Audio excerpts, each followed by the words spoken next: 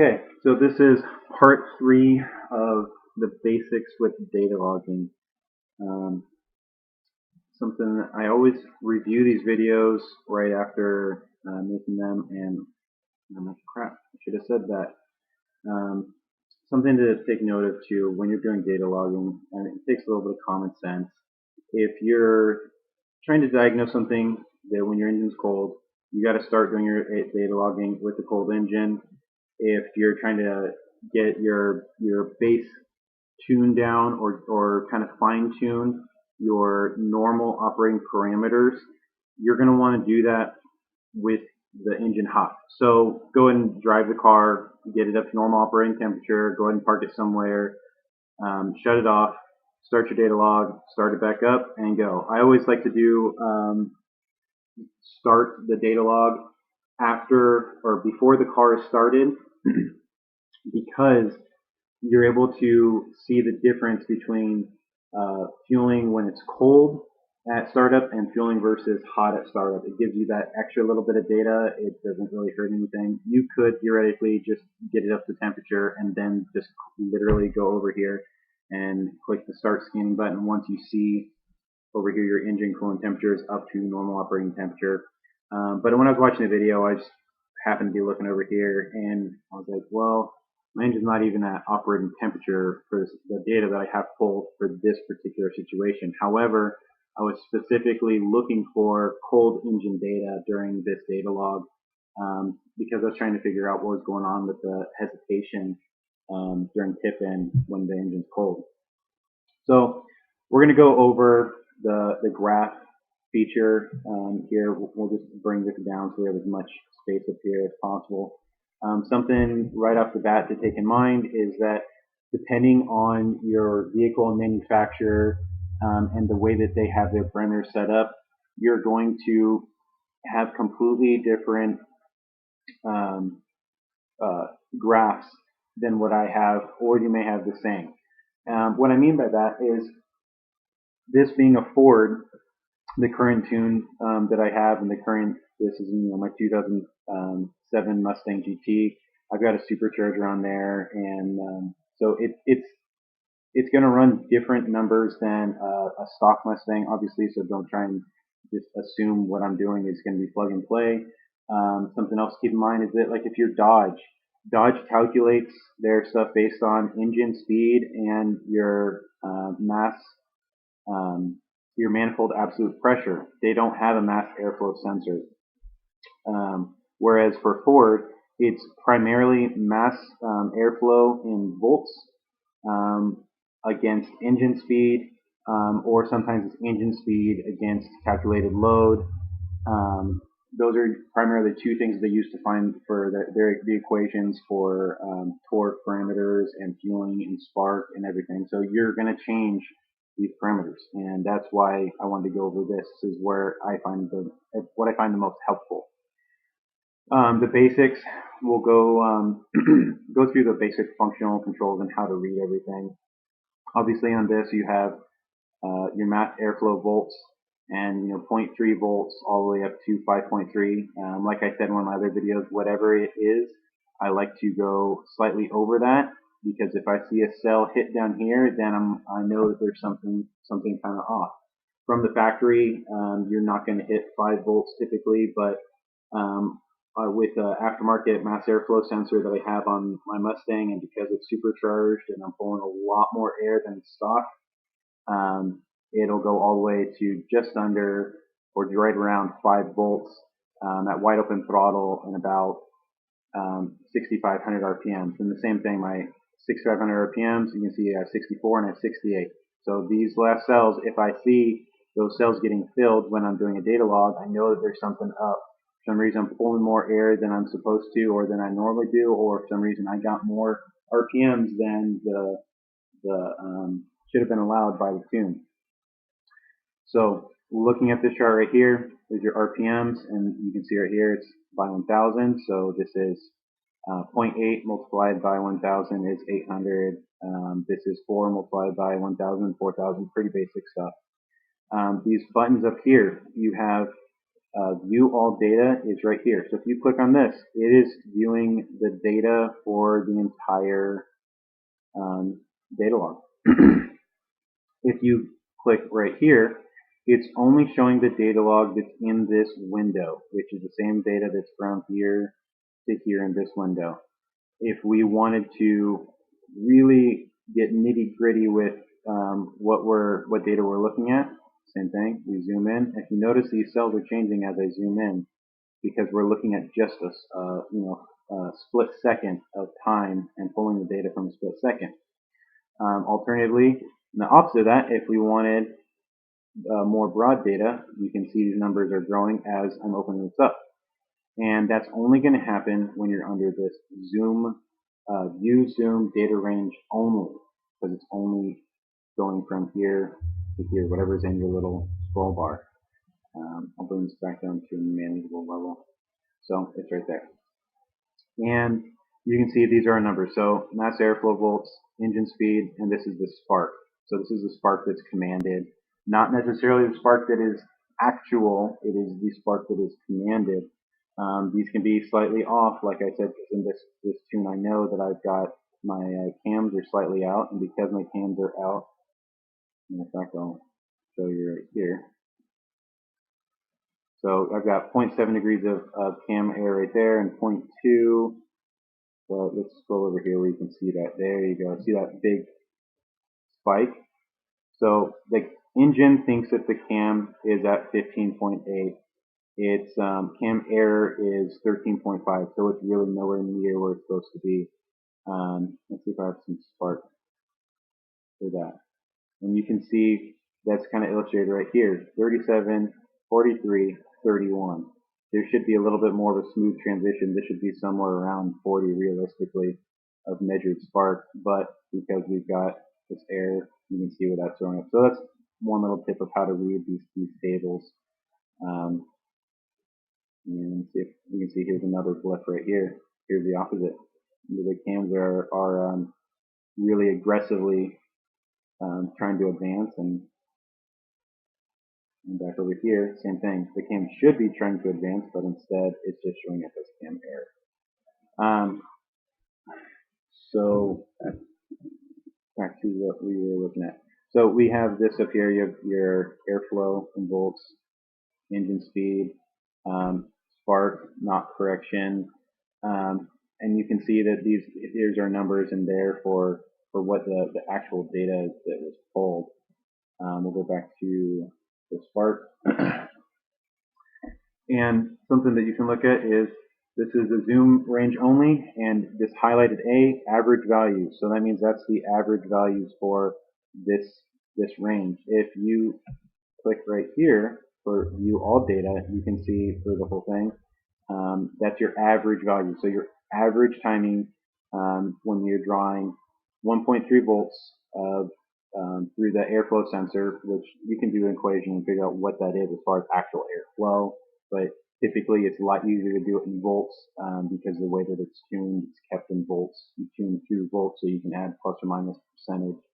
I'm not going to go into that math right now. That's a whole other rabbit hole. And at 2400 RPMs, that's our spark right there, average throughout the entire data. You click just this window, and actually we didn't have enough data to really put anything in there. You click on counts, that's what the C is, that's how many times you hit that data point. So that's one way that you can tell if you got really good data is if you go through and you see all your counts are really high. Go right here. There's your counts. There's all the counts for the entire data log. These are all really low because this is only a minute and a half of runtime. But if you were driving around for 15-20 minutes through varying conditions and ranges, you would see a lot of these cells would be filled and they'd have really high counts. Go back to average and go back to 2400 RPMs. You can see we're at 24.5 average. Now by clicking this, it's going to give us our minimum value throughout that range, which is 14.5. So at 14.5, if you wanted to find that, you could scroll through until you have you find the 14.5 down here. It'll come up as spark. This is our normal spark. commanded, so it would come up right there. We'd see, we'd go through, and now we're at 20, but you could go through, see how it moves, and you could find the lowest point and see where you're at with that. Some correlation for you. So move it back down. On likewise, we can do max. So at 2400 RPMs and 1.3 volts through the mass airflow sensor, the max was 40.5.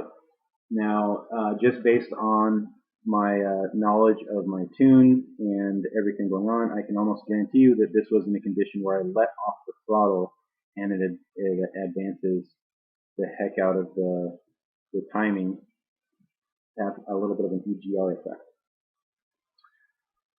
Let's see what else we can go through with these. So you've got all these different calculations that are kind of cool. I'll go through how to set this up. Oh, here, this was kind of an interesting one. This table didn't have enough data, as you can see, 26 points of data, because if you look at the IAT sensor, you'd see, like I was saying in one of the previous videos, it won't even respond very fast. So I think I have it takes every 5 seconds, it takes a reading, so we only have 26 counts of data for that. But it's at 105. The reason I bring this up is I recently ran into, not really an issue, but so much as an observation with my brother when he's tuning his charger, that you have your speed up here and your ambient air temperature. And he's like, every time I'm like sitting at a light and I'm doing a data log, I'm watching my temperature creep up and creep up and creep up and creep up. And he said it's getting up to like 140 degrees. And I was like, that's pretty normal for an unshielded air filter. Usually, typically stock ones, believe it or not, actually draw in nearly 100% cold ambient air. They're just restricted. But in aftermarket one, when you're stopped, you're going to be drawing in some pretty warm air because it's coming unshielded and you're getting heat from the engine as well as heat off the radiator. But I said, do a data log, do your ambient air temperature sensor versus your speed sensor, and watch what happens. You'll see it'll be 105, and then it'll be, right here, it'll be 102, and then it'll go here and here. And you look through the whole range, and by the time you're up around like 40 or 50, which is usually your cruise speed, you're within a couple degrees of ambient. At least that's the goal. If you're not within a couple degrees of ambient, there's something going on with the airflow under your hood, and you're not getting really good clean air. That's where you look at maybe moving your air filter to right directly behind the headlight, or moving it someplace where you've got a hole through the wheel well where it's drawing in a lot of fresh air. I know with mine, it's pretty normal here in Arizona for the intake air to hit 140. And then as I drive, it goes like, even on a day where it's not that hot, a day like today where it's like only like 85 degrees. And then as you go to a little boom, boom, boom until around 50, 60, it's like maybe 90 degrees. And by 60, 70, I'm at 85 degrees, whatever ambient is. I could put in a third equation in here to reference this against your intake air temperature, but it's not really anything that I need to go over right now. Commanded, this is not your actual, excuse me, not your actual O2 sensors. This is what's commanded to them after the calculation of load and everything like that. This is in Lambda. If you wanted to change that, you could go to graph layout and go down to let's see where that's EQ commanded. So you can see right now that it is in Lambda. If we wanted it in our actual volume, move this over, close out of this. That's our actual volume, which means 1 is stoichiometric. Anything over 1, it's adding that. It's basically the inverse of Lambda, to be honest. Yeah, let's see, go back to graphs layout. We'll change this back to commanded. We're going to change that to, say we're wanted to see what it is for, you see how it says gasoline right there, 14.7 gasoline. And go to this. And now you can see here's what the engine was fueling. It was commanding in these ranges, 14.23, 14.8.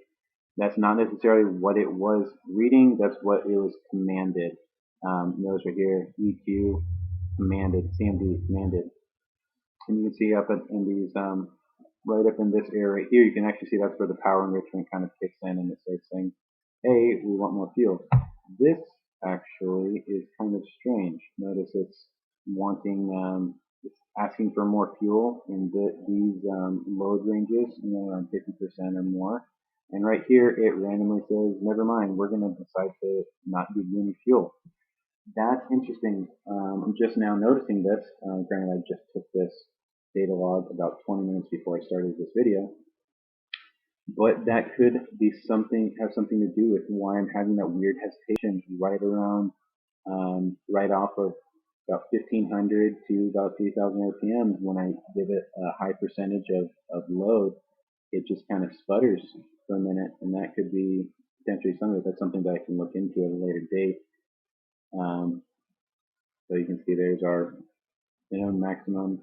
We'll go ahead and change this back to 3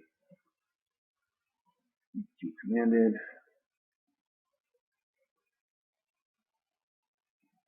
And things like that. Here's long-term plus short-term. Some people, I as well, call this TFT, total fuel trim, which is a combination of your long-term fuel trim and your short-term fuel trim. Let's pick a point and we'll go through the range and I can show you what I mean by this. So right here at 2400 RPMs and 1.3 volts through the mass airflow sensor, we are -9. -9 means that we are the engine is commanding 9% more fuel than is required to meet the air fuel ratio commanded. Now, if we go to our short term, notice that's -2. And then if we go to our long term, that should be -7, -6, right in there. So you can see the correlation between there. You have 6 and -2, add those together, you have -8 technically, but this is displaying a -9, probably because of slight variations in minimum, maximum, and the fact that we're looking at our average throughout the entire map. So that's why I have this parameter right here. It's nice to look at, okay, what's the long-term fuel doing? What's the trend? What's the short-term fuel doing? What's the trend? I can see that 1.6 and that airflow ring, I'm running a little bit lean. It's adding 7% fuel. Realistically, anything less than 15% is deemed acceptable. Some people say as high as 25% is acceptable. I personally like it 15. But the closer you get that to your base fuel and everything, the closer you get that tuned in, the better it's going to run, the easier it's going to be to modify with everything else and get more power out. So going back to this, I'll show you how to make this particular graph. I'm kind of getting sidetracked here. So like I said, there's just so much to go over. But right click, graphs layout, we're going to go down to our long-term and short-term fuel trims. So you can see it's showing up right here. It's under the maps section. So if we wanted to make another one of these, all we have to do is go up here. So remember, you have add graph, new graph, clone graph. Now it's cloned it. We have one here and one here. We can go ahead and click on this and fuel system. You can put in any of these parameters that you want it to show. Instantaneous fuel rate, that's not one of mine. Same thing. You guys click here to show only parameters backed by channels. This one in particular is a map, which map is you have your specific parameters for your vehicle, generic sensors, which means that it basically takes a voltage from here and just says, hey, here's what it should be. And then you have your maps. Your maps, you have your airflow map. It can calculate boost based off of other data, even if you don't have a boost sensor. It can calculate all this stuff based off of other sensors. Maps is basically saying, hey, I don't have this sensor, or I want to know what this ratio or load is. It's really, really cool. Once you get into it, it's kind of a little bit more advanced than I want to get into with this video, but I have a few in here. Horsepower, and here's one that's boost. You can see the question mark because I was playing around with the equation. I'll show you how to make one of these in a separate video. Um, but under maps, go to map, field trims. See, you can see long term plus short term, long term plus short term, fuel bank separated, so it's going to give you a ratio of long term and short term on your passenger versus long term, short term on your driver's side. That's something that you're going to want to understand this before you try and understand that. And then you've got your long-term field trim bank 1 plus short-term field trim bank 1. Basically, the same thing as these. It's just separated out individually so that you can read it a little bit easier. But we have this clone of this graph down here. This is going to be a little bit more in depth than initially wanted to go to, but you pick your parameter right here. Let's do something really simple like idle. No, let's do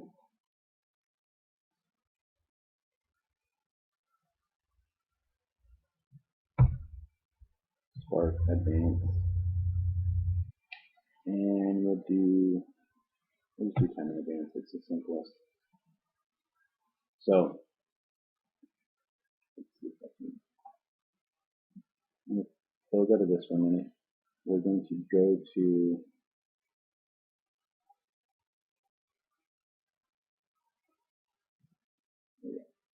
we're going to click on Spark. And the reason I say click on Spark because that's the one that we're going to change. You don't have to do this. I'm just doing this for illustration purposes so you can see what happens when I close these parameters. Move this over here. Let's shrink this down a little bit. Or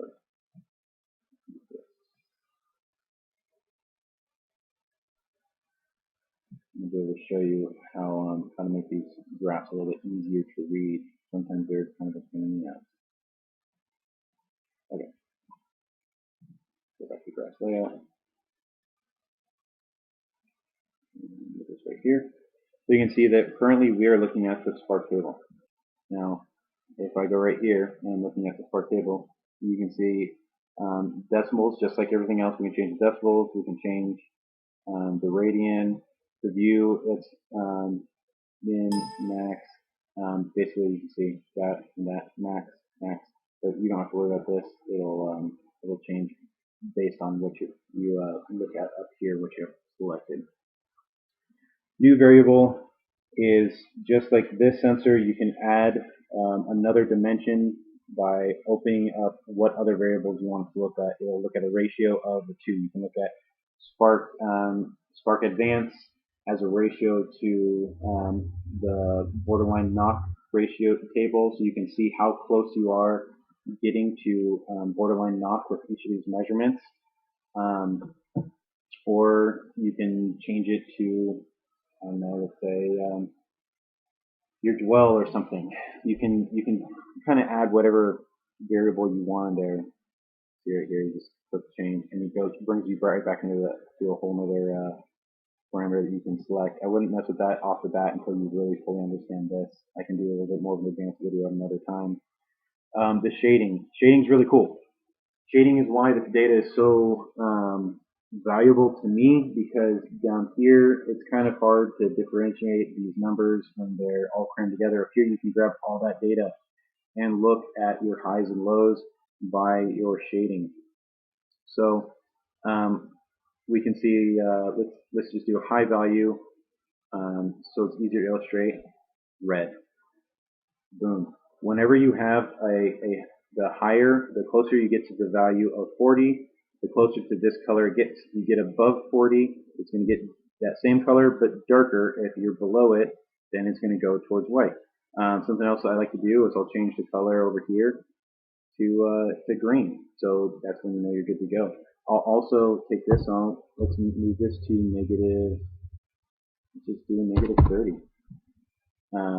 And then wherever you move this middle number, it's going to change your offset. So if we put in,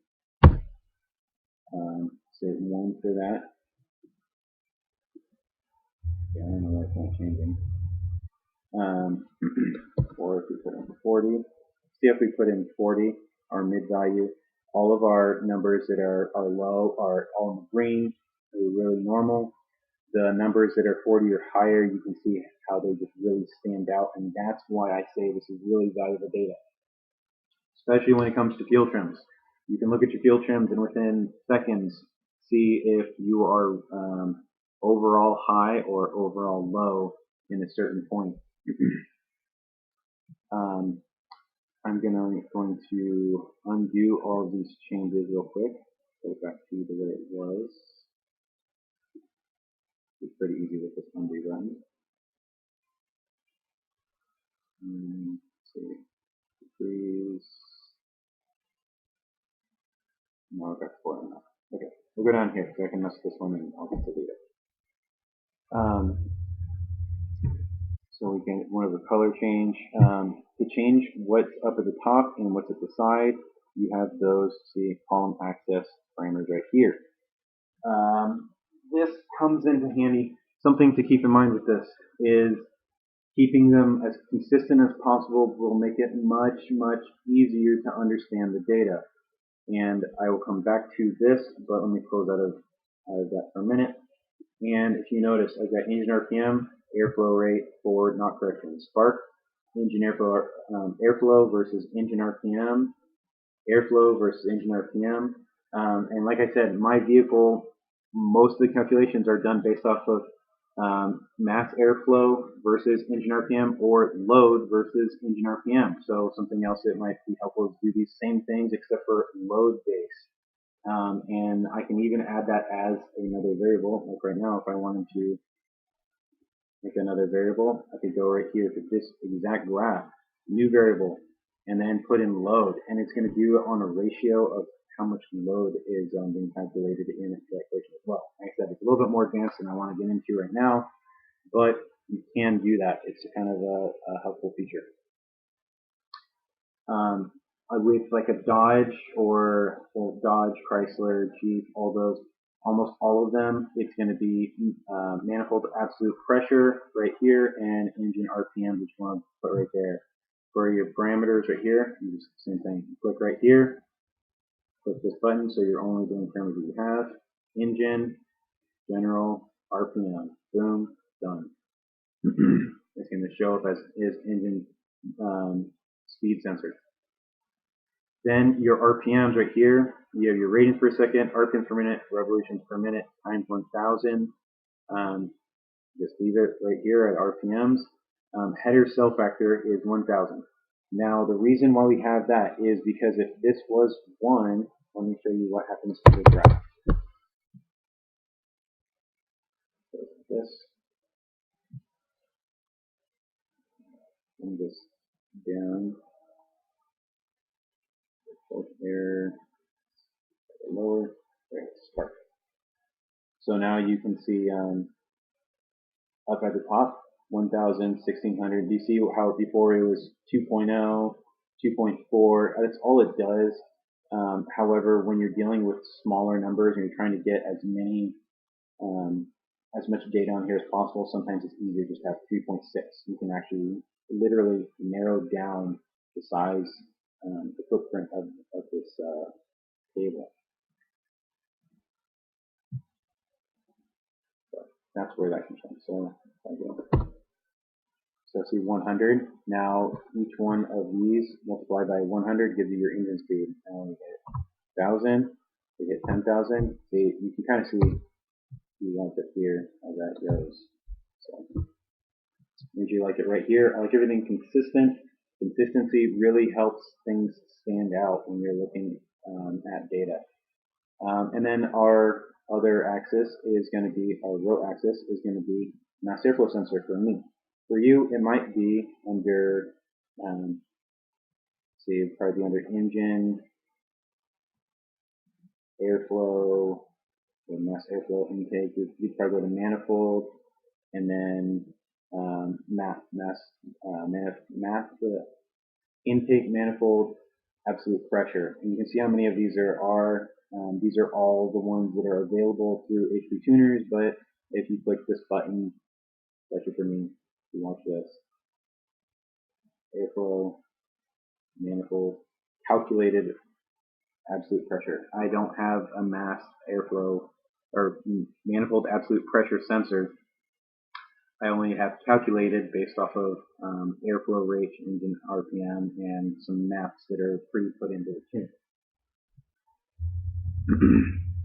So let's see. I'm thinking if there's anything else I have not covered yet. And then same thing with here. You can change this from volts to millivolts, and then change this whatever parameters you want. If anybody has specific questions on what they want me to look at, I could open up their tune or open up some data and look at it and post it up as a video just to make it easier to view. I'm going to go ahead and just delete this one. And we'll get rid of this because I guess this page is pretty worthless to me.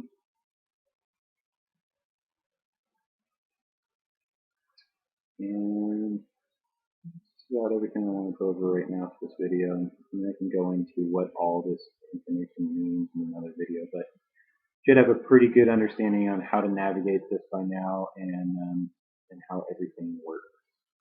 So until the next video, I will talk to you later.